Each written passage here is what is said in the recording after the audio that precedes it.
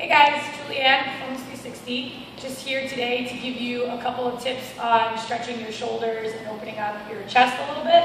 So recently talked to you guys about thoracic spine mobility and things that will help you sort of get into overhead positions or anything that requires a lot of space there. And these stretches will also help with that as well, because your shoulders are connected to your rib cage and your thoracic spine. So one way to get the back side of the shoulders and kind of under the shoulder blade and across the top of the arm is to come laying on your belly and take your arms underneath of you.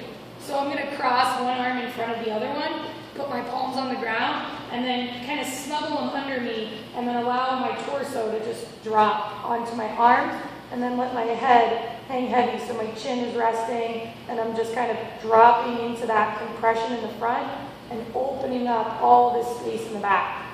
So you can kind of pull your hands apart from each other to get a little bit deeper, and then after maybe like 10 or 15 breaths, you can flip your hands so they're up instead of down, and it just changes the stretch into a different part of the shoulder and the arm.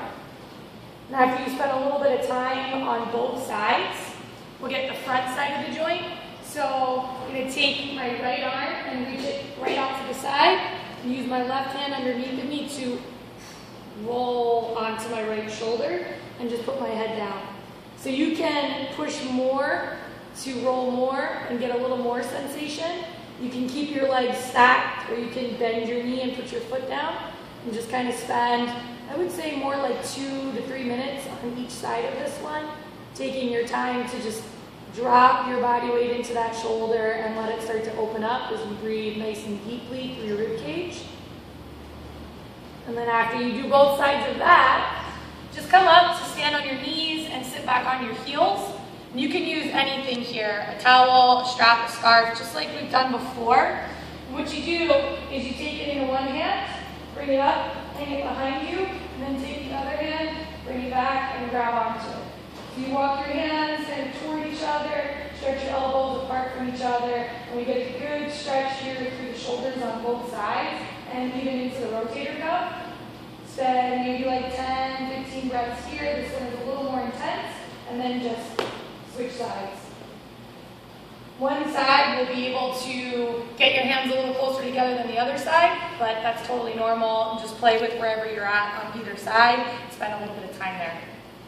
And then another really good one, just in general for your shoulders, your upper spine, and opening up that space there, is downward facing dog.